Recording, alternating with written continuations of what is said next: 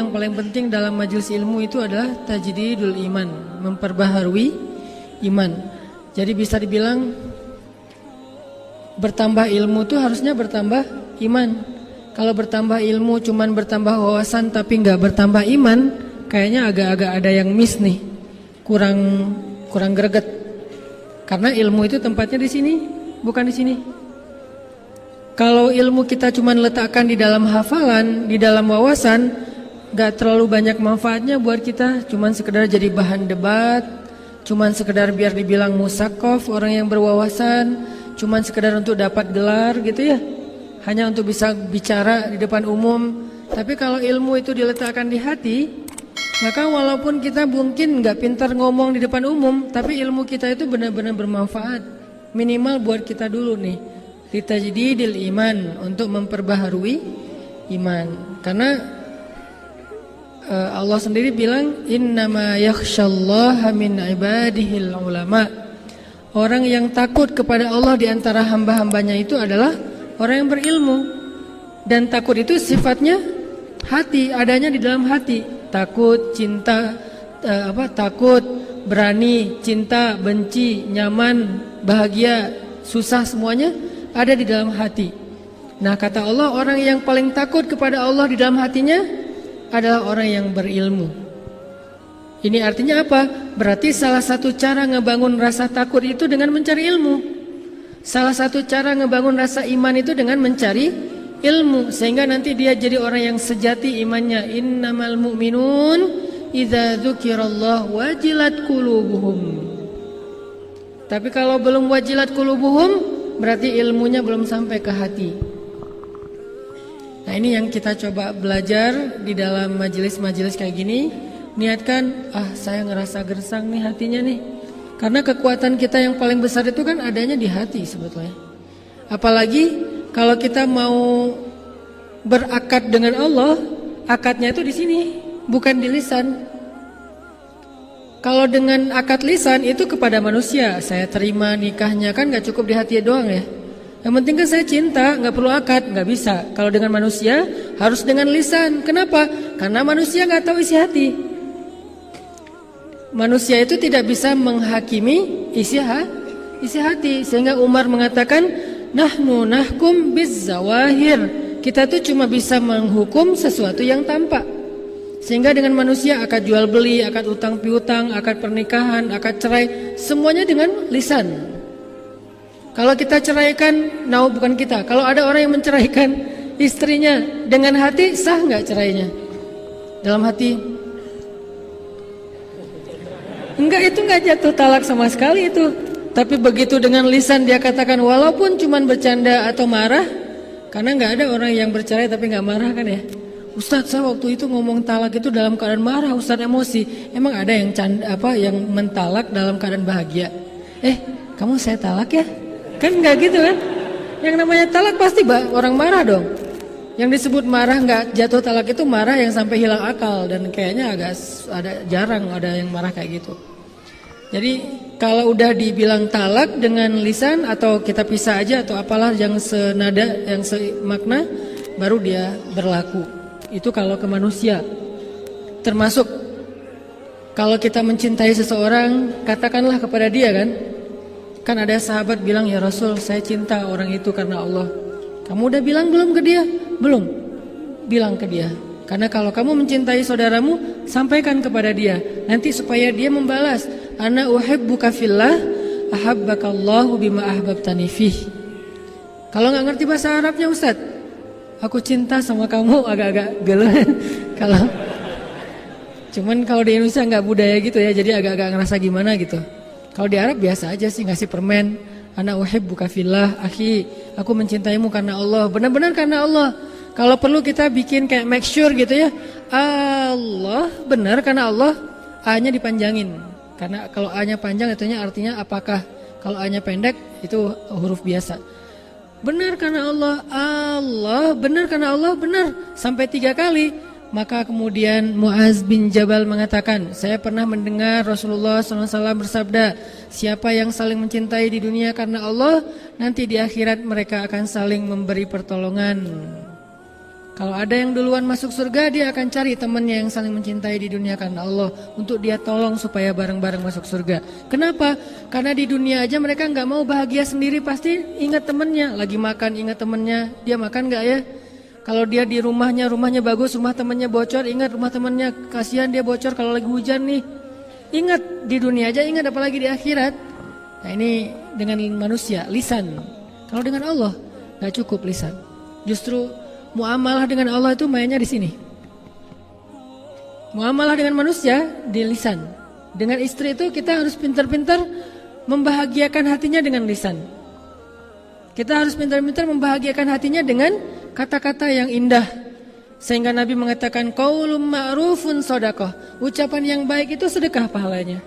Jadi kita membahagiakan istri kita dengan ucapan yang baik itu sedekah banget. Kita membahagiakan istri kita dengan dengan teks atau dengan WA yang romantis, itu membahagiakan dan itu sedekah berpahala di sisi Allah. Ini kalau manusia. Kalau Allah kadang-kadang nggak cukup. Kita bilang, ya Allah saya mencintaimu, engkaulah segalanya dalam hidup saya nggak bisa hidup tanpamu, segala macam. Tapi nggak benar ucapan itu di hati, Allah tolak. Kalau manusia kok nerima? Karena dia nggak tahu isi hati. Dan dia tidak boleh menghakimi isi hati. Nih nggak jujur nih, dia nggak boleh ngomong kayak gitu. Karena nggak ada yang tahu isi hati orang itu kecuali Allah, kemudian dia. Sehingga kalau ada teman kita mengatakan, sumpah, ya udah berarti selesai. Demi Allah selesai, saya jujur kok selesai. Nggak boleh kita, nih ria atau apa segala macam. Nggak boleh menjudge isi hati orang lain. Ada yang posting di sosmed, lagi ngaji, kita ria nih, ini menjudge isi hati orang. Gimana kita tahu dia ria? Bisa aja sebaliknya, dia lagi syiar. Dia berharap dengan dia posting ngajinya bagus, orang lain jadi semangat untuk belajar membaca Al-Quran. Dan dia pengen dapat pahala dari man sanna sunnatan hasanah. Siapa yang mencontohkan satu contoh yang baik. Kita yang menghakimi isi hatinya dengan kata-kata ria, malah nambah-nambah dosa. Atau mentransfer pahala kita buat dia, kan rugi nih. Nah kalau ke Allah, Allah maha tahu. Wa asirru qawlakum aw jaharu bih innahu alimun bidzatis sudur. Kalian sembunyikan kata-kata kalian atau kalian nyatakan, innahu alimun bidzatis sudur. Allah tahu banget lah isi hati kalian, kata Allah. Sehingga kalau kita cuma berucap ngegombal ke Allah tapi di hatinya tuh nggak jujur, Allah nolak gombal kita. Apa contoh gombal ke Allahnya? Inna sholati wa nusuki wa mahyaya wa mamati lillahi rabbil alamin. Itu keren banget kan kata-katanya. Sesungguhnya sholat saya, kurban saya, inna sholati wa nusuki, hidup saya, mati saya, semuanya untuk Allah. Tapi nggak ada di hati kata-kata itu, maka Allah akan menolak kata-kata tersebut. Sama kayak orang-orang mengatakan, wa minan nasi man yaqulu amanna billah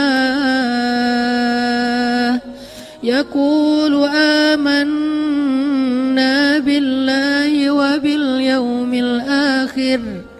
Ada manusia, ada orang bilang, kami beriman kepada Allah dan hari akhir. Terus Allah komen postingan mereka. Apa kata Allah? Wa ma hum bimu'minin. Mereka enggak beriman. Ditambah lagi komen sama Allah berikutnya. Jadi di replay komennya tuh berkali-kali. Apa komen berikutnya?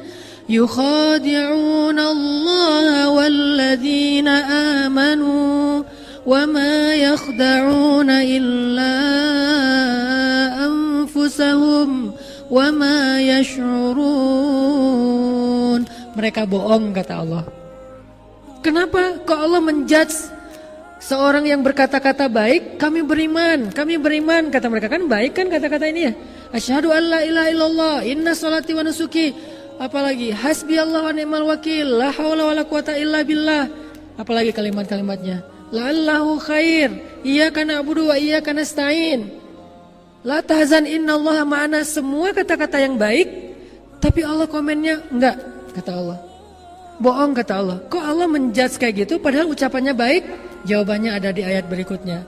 fi qulubihim marad, karena di hati mereka ada penyakit. Apa penyakitnya? Gak jujur. Makanya kalau ke Allah muamalah itu di sini letaknya. Kalau ke manusia dengan lisan. Makin baik dalam kita berkomunikasi, makin orang bahagia, makin orang jadi teman dekat dengan kita. Makin bagus cara kita nulis caption atau kita nulis teks WA kita tuh pakai emoticon guling-guling lah, big hug lah, nangis lah, kiss lah, segala macam. Makin jadi kayak geng banget ya, sahabatan banget. Apalagi buat cewek-cewek kan senang pakai emoticon tuh. Kadang-kadang kalau di line emoticonnya sampai di share segala macam, karena itu kayak bahasa komunikasi. Kalau ke Allah nggak bisa. Kalau ke Allah itu di sini dulu, baru di sini. Bukankah Nabi mengatakan Allah tidak melihat kepada penampilan kalian, Allah tidak melihat kepada perbuatan kalian, tapi Allah melihat ke hati kalian? Maksudnya bukan nggak penting penampilan dan perbuatan, bukan. Tapi maksudnya kalau hatinya nggak selaras, penampilan dan perbuatan itu ditolak sama Allah. Bukankah innamal a'malu binniyat? Semua amal itu tergantung dengan niat. Dan niat itu mahalluha al-qalb. Niat itu tempatnya adalah hati. Berarti interaksi kita, akad kita dengan Allah itu dimulai di sini.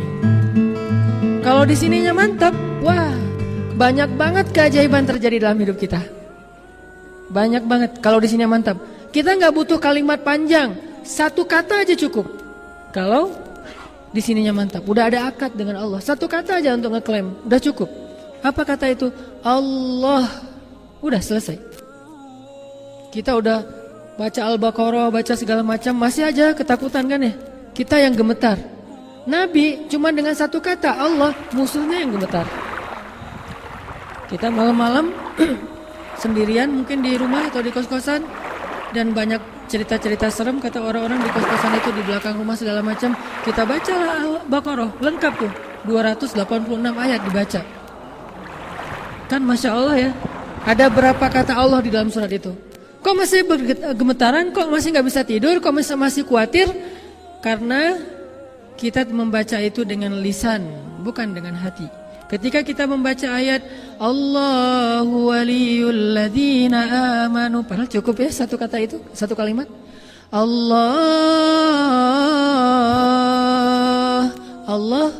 Allahu waliyul ladzina amanu, pelindung orang yang beriman. Kan selesai nih seharusnya. Allahu waliyul ladzina amanu. Ya udah, saya yakin selesai seharusnya. Udah tenang, tumanina, bisa tidur, sakinah. Padahal kan kata-katanya tuh udah mantep banget. Kenapa masih kurang? Di sininya belum. Kita baca Al-Mulk, kita baca Yasin, kita baca banyak surah di Al-Quran yang semuanya juga baik. Al-Kahfi. Kenapa kok nggak bisa bikin kita tenang ketika ada masalah? Lagi ada masalah galau berat nih, baca La tahzan innallaha ma'ana. Kita ulang-ulang. Lagi galau berat, baca Tabarakalladzi biyadihil mulku wa huwa ala kulli syai'in qadir. Kok masih galau? Karena lisan kita nggak klop dengan hati kita. Jadi nggak akan terjadi apa-apa dalam hidup kita. Kenapa nggak terjadi apa-apa? Karena kita nggak lagi bermuamalah dengan Allah. Kita lagi bermuamalah dengan orang atau dengan diri kita sendiri. Kalau kita pengen dapat pertolongan dengan Allah, pertolongan dari Allah, muamalahnya pakai ini. Bukan pakai ini doang. Kalau pakai ini, nggak usah panjang-panjang. Allah aja bisa selesai masalahnya. Kayak Nabi lagi ditodong senjata, benar-benar ditarik dikit aja. Itu kan pedang tajam banget tuh. Ditaruh di sininya Nabi atau mungkin di sininya, wallahu alam, yang jelas di leher Nabi, taruh di sini, ditarik sedikit, itu langsung kayak kita motong ayam, benar-benar langsung Nabi kegorok itu. Dan itu benar-benar gak ada yang ngelindungin Nabi di antara manusia. Dia bilang, siapa yang akan menyelamatkan kamu Muhammad sekarang? Teman-teman kamu, sahabat-sahabat kamu jauh. Nabi melihat ke arah dia dengan tenang dan hatinya mantap, mengatakan Allah. Langsung jatuh tuh pedang. Dia bukan megang pedang santai-santai gitu. Megangnya kan namanya juga mau gorok kan ya. Udah kayak orang megang samurai gitu kan, udah siap-siap nih mau ditarik. Begitu Nabi bilang Allah, gemetar sampai jatuh pedangnya. Kira-kira gemetarnya gimana tuh sampai pedangnya jatuh? Kan dahsyat banget kata-kata Nabi. Bisa nggak kita kayak gitu ke calon mertua? Terus anak saya dikasih makan siapa? Allah. Wah, beres. Kenapa nggak bisa? Malah kita yang tetap gemetaran. Nih, kita belum kuat hatinya. Sinyal hati kita tuh, sinyal iman kita tuh ke Allah belum terlalu mantap. Lahum darajatun 'inda rabbihim. Orang beriman itu bertingkat-tingkat.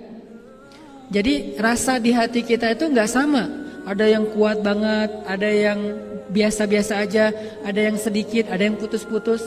Sekali ada rasa, sekali enggak. Artinya sekali yakin, sekali ragu. Kalau sakitnya cuma sakit kayak panas doang, dia yakin Allah Maha Penyembuh. Giliran sakitnya lebih parah, dia mulai ragu kepada Allah. Kenapa yang tadi sembuh yang enggak, yang ini enggak? Yang tadi yakin, yang ini ragu.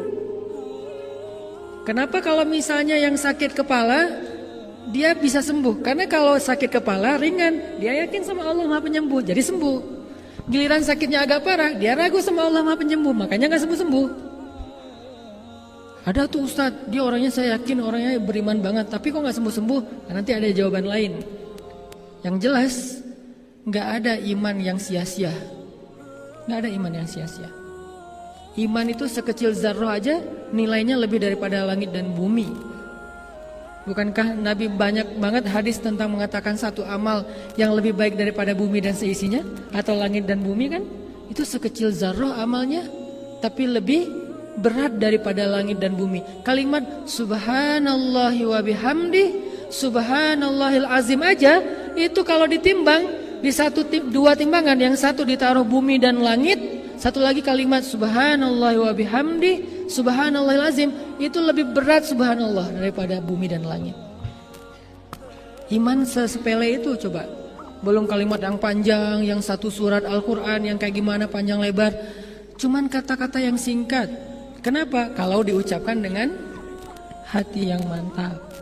Jadi kalau kita pengen lihat keajaiban dalam hidup kita, ini nih yang ditajdid. Kita butuh majelis ilmu itu untuk ini nih, untuk ngecas terus, untuk nguatin terus. Sehingga kalau ininya kuat, begitu kita angkat tangan, ininya mantap, Allah kasih. Dan saya walaupun bukan ahlinya, tapi saya dengan kelemahan saya tuh sering ngebuktiin itu benar-benar nyata loh. Benar-benar nyata, di luar dugaan, di luar nalar kita tuh bisa terjadi. Makanya kayak saya sering banget men-flashback tentang pengalaman-pengalaman hidup saya pribadi. Itu jadi kayak kata Allah di surat Ad-Duha. Ketika Nabi lagi galau kan ya, 6 bulan gak turun wahyu. Setiap hari Nabi ngelihat ke langit, mana ya Jibril kok gak turun-turun. Setiap hari Nabi ngelihat ke langit, mana Jibril kok gak datang juga. Mana Jibril, mana Jibril, mana Jibril. Selama 6 bulan sampai Nabi sedih. Sampai Nabi mulai berpikir kalau beliau sudah dicabut, dipecat jadi Nabi. Jangan-jangan Allah udah gak ridho lagi saya sebagai Nabi nih. Jangan-jangan saya sudah diberhentikan. Jangan-jangan Allah udah memilih Nabi yang lain selain saya. Jangan-jangan saya udah gak layak. Sedih banget. Kebayang gak tuh sedihnya? Lebih sedih daripada ketika anak laki-laki beliau wafat. Sedih banget Nabi tuh. Itu salah satu adegan Nabi paling sedih ketika 6 bulan gak turun wahyu. Sampai Nabi menganggap bahwa hidup ini udah gak ada artinya lagi kalau saya udah gak punya manfaat, udah gak ada misi dalam hidup, buat apa lagi saya hidup. Sedihnya luar biasa, murung terus-terusan. Tiba-tiba turun ayat wadduha, demi matahari yang seketika duha, artinya hidup ini masih cerah Muhammad. Wallaili idza saja, demi malam yang tenang. Kenapa kamu resah Muhammad? Ma wadda'aka rabbuka wa ma qala. Allah harusnya bisa aja bilang ma wadda'aka rabbuka wa qala. Tuhanmu tidak benci kepadamu dan tidak meninggalkan kamu. Tuhanmu tidak meninggalkan kamu dan tidak benci kepadamu. Enggak, Allah bilang Tuhanmu tidak pernah meninggalkan kamu, tidak pernah benci Tuhanmu tidak pernah meninggalkan kamu dan benar-benar tidak pernah membenci kamu. Ini artinya Allah tuh kayak negesin banget kalau Allah tuh nggak benci dan nggak ninggalin Nabi. Jangan sedih Muhammad, 6 bulan itu bukan berarti Allah ninggalin kamu.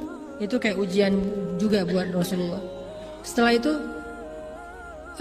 wala saufa yu'ti walal akhiratu khairul laka minal ula wala saufa yu'tika rabbuka fatarda. Allah terus ngasih kayak motivasi buat Nabi Muhammad. Jangan putus asa wahai Muhammad, jangan sedih wahai Muhammad, jangan berkecil hati wahai Muhammad, jangan menyerah wahai Muhammad. Aku pasti akan menolong kamu. Aku nggak pernah ninggalin kamu. Aku tuh nggak pernah jauh dari kamu. Allah ngomong kayak gitu coba. Surat Ad-Duha itu tinggal dikasih nada Korea dikit tuh benar-benar kayak gitu. Jadi Allah kayak lagi kayak ngasih harapan buat Nabi Muhammad, kamu jangan pikirin aku jauh dari kamu, aku tuh nggak ngerejek kamu, gitu. Kalau ekspresi saya mah ya, aku tuh nggak pernah nggak baca WA kamu, aku tuh nggak pernah ngeblok kamu, aku tuh nggak gitu-gitulah kalau bahasa kita yang agak-agak gimana gitu ya. Kalau ke teman mungkin nggak pernah gitulah. Yang jelas Allah kayak ngeyakinkan Nabi, Allah tuh nggak pernah ninggalin Nabi. Terus biar Nabi makin pede berjalan, makin yakin bahwa beliau nggak sendiri apa? Allah nyuruh Nabi flashback. Alam, coba kamu lihat ke belakang. Coba kamu ingat-ingat lagi. Alam yajidka yatiman fa'awa wa wajadaka dhallan fahada wa wajadaka ailan fa'aghna. Coba kamu ingat lagi masa lalu kamu Muhammad. Bukankah kamu dulu yatim? Gak punya ayah, kemudian gak punya ibu, kemudian gak punya kakek, kemudian sampai gak punya paman.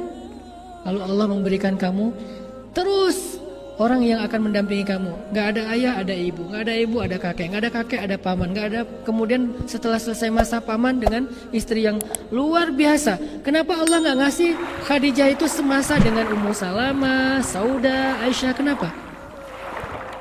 Karena satu orang Khadijah itu tidak sebanding dengan semua istri-istri Nabi yang lain. Dan Nabi butuh Khadijah di masa-masa merintis dakwah. Setelah dakwah sudah agak solid di Madinah, baru dikasih pendamping khusus masa-masa nyaman. Aisyah itu istri di masa nyaman, makanya hadis-hadisnya main, bercanda, ya kan ya? Cemburu-cemburuan, ngambek-ngambekan, kejar-kejaran, itu Aisyah. Terus di sisi yang lainnya mencari ilmu, menghafal hadis, menghafal Quran. Karena Islam dakwah udah lumayan solid di situ tuh. Kalau masa merintis, masa-masa Nabi pulang dalam keadaan sedih, diselimutin, Nabi pulang dalam keadaan kotor, tubuhnya dibersihin, itu Khadijah. Makanya alam yajidka yatiman fa'awa. Buat saya, alam yajidka yatiman fil Qahirah, di Kairo, fa'awa. Bukankah kamu sendiri dulu di Kairo, berangkatnya sendiri gak punya siapa-siapa, lalu Allah memberikan kamu keluarga, berangkat sendiri pulang 2,5. Kok 2,5? Sama istri saya dan anak dalam kandungan istri saya. Jadi kita pulang bertiga. Allah kasih keluarga, dikasih teman, dikasih geng. Sehingga di Kairo saya malah jadi betah, malas pulang karena udah terlanjur banyak teman di sana. Baik orang Indonesia, orang Mesir, orang Afrika. Yang paling banyak teman saya itu orang Afrika. Mungkin karena agak-agak mirip kali ya, jadi banyak teman. Kita jalan bareng, seru-seruan. Bukankah dulu berangkatnya sendiri? Siapa yang mendatangkan teman-teman, yang mendatangkan pasangan? Allah. Ingat itu, sehingga kalau kamu melangkah, gak usah khawatir. Kan Allah di sana dan di sini sama. Nanti Allah yang akan membantu kamu dengan cara yang sama, bahkan lebih dahsyat dari itu. Sehingga saya gak pernah khawatir. Awal saya datang ke Bandung juga kayak gitu. 2006, belum lama loh. 12 tahun yang lalu saya datang ke Bandung, tinggal di Tegalega yang pojok ada pembuangan sampah. Saya bilang saya harus bisa memberi manfaat lebih di kota ini. Saya berdiri di atas gedung Gria Jogja Kepatihan tuh. Saya naik ke atas, saya lihat kota Bandung. Kenapa kok di situ? Kenapa nggak di Tower Masjid Agung? Karena nggak punya duit untuk bayar masuk tower. Cari yang gratisan. Terus di ITC ya namanya, ITC kan ya, yang dekat yang di Kebun Kelapa, berdiri di atas. Ini kota Bandung. Saya harus memberi manfaat di sini. Saya harus 10 tahun lagi saya harus menjadi orang yang bermanfaat. Itu azam. Kenapa saya yakin? Bukankah saya di Mesir juga dulu kayak gitu? Awal saya datang ke Mesir, hari pertama langsung ditaruh di sekretariat mahasiswa Aceh di lantai 21. Saya langsung duduk, kan musim dingin waktu itu. 6 derajat lah kurang lebih. Saya duduk di depan di balkon gitu pakai jaket, melihat kota Kairo malam hari yang kelap-kelip lampu. Saya bilang 5 tahun lagi saya di sini udah harus memberi manfaat lebih, harus jadi seseorang. Saya bilang, bukankah saya sendiri datangnya? Tiba-tiba 5 tahun kemudian saya punya keluarga, punya teman, alhamdulillah selesai kuliah di Al-Azhar. Oh berarti itu modal. Alam yajidaka yatiman fa'awa. Kenapa kalau di Kairo aja bisa, kenapa di Bandung enggak? Kalau di Bandung aja bisa, kenapa di tempat lain enggak? Alam yajidaka yatiman fa'awa. Wa wajadaka dhallan. Namanya anak baru kan dol ya. Apa dol? Bingung. Ini gimana nih? Banyak bingungnya kan, namanya orang baru. Awal-awal datang ke Kairo bingung naik bis tuh kayak gimana. Soalnya bis di Kairo tuh emang koboi banget. Kita kalau misalnya ketinggalan ditinggal apa, kalau kita misalnya nggak siap-siap di pintu pas mau turun ya lewat, karena dia nggak pernah berhenti di halte. Hanya melambat sedikit terus kita turunnya sambil lari. Terus kalau udah jauh susah lagi nyari-nyari jalannya. Salah naik bus ya salah jalan. Nah, artinya masih bingung nih gimana nih, terus tinggal di mana, terus saya makannya apa. Dolan fahada. Allah tunjukkan satu persatu, enggak sekaligus. Pertama Allah amankan dulu masalah kebutuhan beasiswa. Allah tunjukkan tiba-tiba ada yang buka, ada lembaga kayak lembaga zakat gitu, buka beasiswa untuk anak baru. Datang ngantri, disuruh ngaji doang, lulus, alhamdulillah selesai satu, fahada. Udah dapat beasiswa, akhirnya fahadanya apa? Cari kos-kosan.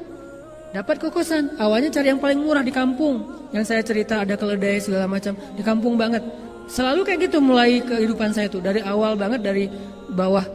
Udah dapat kos-kosan, sekarang tinggal mikirin jalur dari kos-kosan ke kampus. Naik apa yang paling murah? Apakah naik MRT? Sesekali doang naik MRT karena mahal, cuma pengen sok-sok keren-keren aja gitu, naik MRT. Sisanya naik kayak bis yang paling murah, yang isinya tuh orang jualan sayur, terus kayak bawa-bawa ayam gitu. Pokoknya gitu aja, keluar dari situ tuh udah baju udah harus ganti. Belum lagi kalau musim panas kan keringat-keringetan, terus segala macam. Keluar dari situ, aduh gimana ya kok jadi kayak gini. Itu naik itu. Kenapa? Udah fahada. Dari situ mulai fahadanya apa? Mulai kenal teman-teman orang Indonesia, mulai ditunjukkan oleh Allah ide bikin usaha apa. Fahada. Udah gitu,